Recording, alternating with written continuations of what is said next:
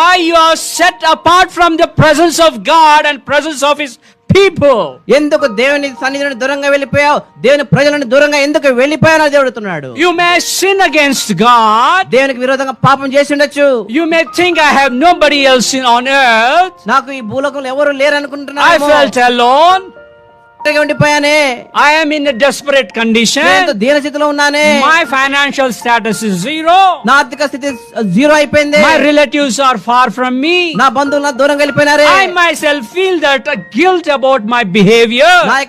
నా యొక్క పరిస్థితి బట్టి నాకు నేను ఎంతో అవమానంగా ఉంటూ వచ్చినానే. Why it is happening? ఎందుకు ఇలా అయిపోతుంది నా Why you are పరిస్థితి? thinking? ఎందుకు అలా ఆలోచిస్తున్నావు? Why are you confusion? ఎందుకు ఇంత గందరగోళంలో ఉంటున్నావు? All the way shows to us that we are set apart from the Lord at a moment of a time. ఈ మార్గంలో ఏం చూపిస్తున్నాయంటే మనం దేవునికి దూరంగా వెళ్ళిపోవడం కారణాన్ని బట్టే.